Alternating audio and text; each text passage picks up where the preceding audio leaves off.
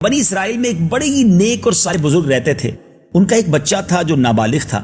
ان کے پاس ایک گائے کی بچیا تھی، چھوٹی سی گائے تھی، اور ان کی جب وفات کا وقت قریب آیا تو انہوں نے اس بچیا کو ایک ویرانے میں جا کر، ایک جنگل میں جا کر اس طرح اللہ تعالیٰ کی بارگاہ میں امانت کے طور پر چھوڑ دیا، اور اللہ عز و جل سے عرض کی کہ اے اللہ، میں اس وقت تک یہ تیری امانت میں دیتا ہوں جب تک میرا بچہ نابالغ ہے. جب بچہ بالغ ہو جائے تو یا اللہ یہ امانت اسے واپس مل جائے. اس کے بعد ان بزرگ کی وفات ہو گئی اور بچیا چند دنوں میں بڑی ہو کر درمیانی عمر کی ہو گئی.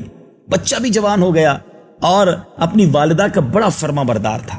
انتہائی نیکوکار بچہ بنا. رات کو اس نے 3 حصوں میں تقسیم کر دیا. ایک حصے میں آرام کرتا، ایک حصے میں رب کی عبادت کرتا، اور ایک حصہ اپنی ماں کی خدمت کرتا. وہ نوجوان روزانہ جنگل میں جاتا، لکڑیاں کاٹ کر لاتا، اور ان کو فروخت کر کے بھی اس نے اپنی کمائی کے بھی 3 حصے کر دیے. 1/3 تہائی حصہ صدقہ کر دیتا، 1/3 اپنی ذات پہ خرچ کرتا، اور 1/3 رقم اپنی والدہ کو پیش کر دیتا. سبحان اللہ. ایک دن ماں نے اپنے بیٹے سے کہا کہ بیٹا، تیرے باپ نے وراثت میں ایک بچیا، گائے کی بچیا جو وہ چھوڑی ہے، بیٹا وہ تمہارے والد نے فلاں جھاڑی کے پاس جا کر اللہ کے سپرد امانت کے طور پہ کر دی تھی. اب تم اسی جگہ جاؤ، اللہ کی بارگاہ میں دعا کرو کہ یا اللہ میری وہ امانت مجھے واپس لوٹا دے.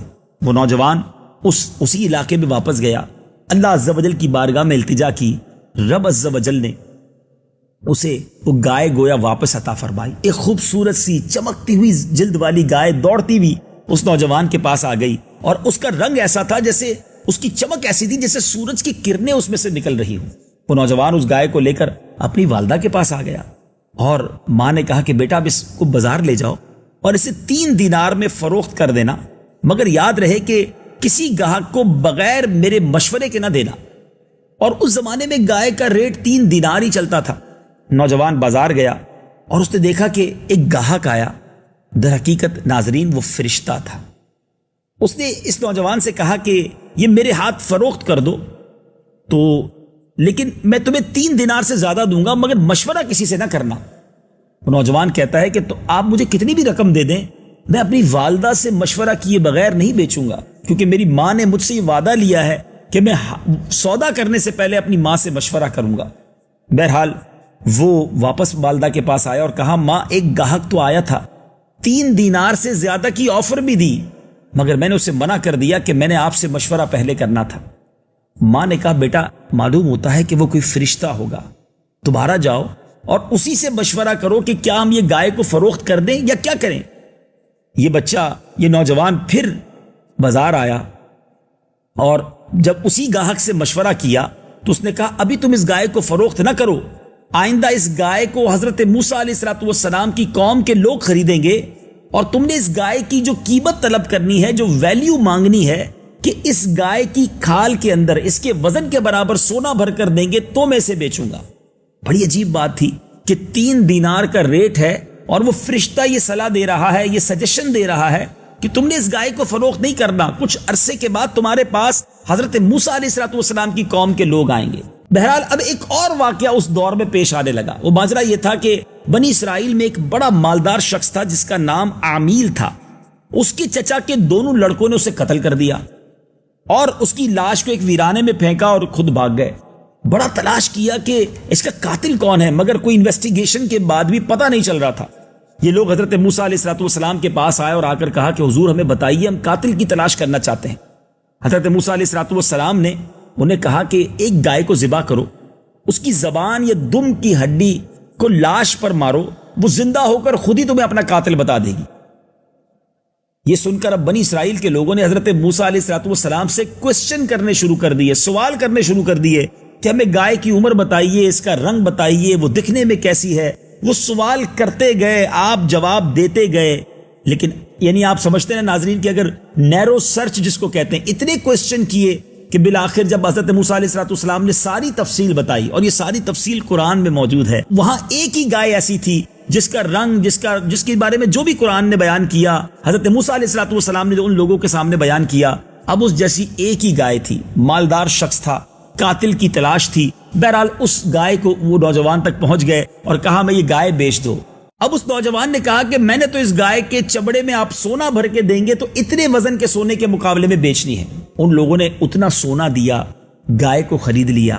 گائے کو جب ذبح کیا, اس کی زبان یا دم کی ہڈی جب مقتول کی لاش پر ماری تو وہ زندہ ہو کر بول اٹھا کہ میرے قاتل میرے چچا کے دونوں لڑکے ہیں جنہوں نے میرے مال کے لالچ میں مجھ کو قتل کر دیا ہے. یہ بتایا اور وہ پھر مر گیا. اب اس کے چچا کے بیٹوں کو گرفتار کر لیا گیا, سزا سنائی گئی. مگر ناظرین, جو مقصود ہے آج کا یہ واقعہ بیان کرنے کا کہ اس عظیم واقعے میں یہ قرآنی واقعہ ہے اور کتنا انٹرسٹنگ واقعہ ہے. پہلا مقصد تو میرا یہ ہے شوق پیدا کیا جائے کہ قرآن میں کیسے پیارے پیارے واقعات ہیں, کتنے انٹرسٹنگ یوں سمجھیے کہ قصے موجود ہیں. آپ یہ سن رہے ہوں گے اور ہو سکتا ہے کہ آپ سوچ رہے ہوں گے کہ آگے مزید کیا ہوگا, اور ساتھ ساتھ یہ بھی سمجھنا ہے کہ لوگ آج کے دور میں پتہ نہیں کون کون سے واقعات, کون کون سے ناول ڈائجسٹ جس میں نہ جانے کتنی غیر اسلامی باتیں ہوتی ہیں, انٹرسٹ کے لیے شوق کے لیے پڑھتے ہیں, ٹائم پاس کے لیے پڑھتے ہیں. کیوں نہ قرآن پڑھا جائے, قرآن سمجھا جائے, خود بھی بیٹھیں اور بچوں کو بھی قرآنی واقعات سنائیں. انٹرسٹ بھی ہے اور ساتھ ساتھ اس میں میسج بھی ہے. اب اس واقعے سے میں کتنے سارے میسج, کتنے سارے پیغام ملیں گے, ذرا غور سے سنیے. اس میں ایک اہم بات تو یہ پتا چلی کہ وہ بچہ ماں باپ کا فرما بردار تھا. اس نے اپنی والدہ کی خوب خدمت کی, ماں کی دعائیں لی, اور ان دعاؤں کے سبب اللہ نے اس کو کیسی برکت عطا فرما دی کہ ایک بظاہر تو گائے تھی نا, 3 دینار اس کی ویلیو تھی, مگر اس مال میں اللہ نے کتنی برکت دی کیونکہ ماں کی خدمت اس نے کی تھی. دوسری بات جو بڑی اہم ہے وہ بھی پتا چلی کہ اگر کوئی نیک شخص ہو, صالح شخص ہو, اپنے بچوں کے لیے تھوڑا سا حلال مال بھی چھوڑ جائے, اللہ اس میں بھی برکت ڈال دیتا ہے. بعض اوقات لوگ بہت زیادہ کمانے کی کوشش کرتے ہیں کہ بچوں کے لیے چھوڑ کر جانا ہے, اور اس تمیز کو اٹھا دیتے ہیں کہ حلال کما رہے ہیں یا حرام کما رہے ہیں, اور اس حلال اور حرام کی تمیز اٹھانے کی وجہ سے مال تو بہت جمع ہو جاتا ہے, مگر بعد میں ہم نے یہ بھی دیکھا کہ والد نے کروڑوں روپے چھوڑے, پیچھے بچوں کی تربیت نہ کی, مال بھی حرام کا تھا, بچوں نے اسے جوئے میں اور برے کاموں میں اڑا دیا اور سارے کلاش ہو گئے. اتنا سارا مال ختم ہوتے بھی دیکھا, اور تھوڑے مال میں برکت کیسے ہوتی ہے یہ بھی آپ دیکھ لیجئے. اس واقعے سے ایک اور انٹرسٹنگ سبق یہ ملتا ہے کہ اللہ تبارک و تعالیٰ کے احکامات میں, شریعت کے احکامات میں بحث کرنا, کریدنا, بہت زیادہ سوال کرنا, یہ بعض اوقات ڈیفیکلٹ کر دیتا ہے معاملے کو. ایک اور حدیث سے اس بات کو سمجھیے کہ ایک بار نبی پاک علیہ الصلوۃ والسلام نے صحابہ کرام کے سامنے ارشاد فرمایا کہ حج کرنا فرض ہے.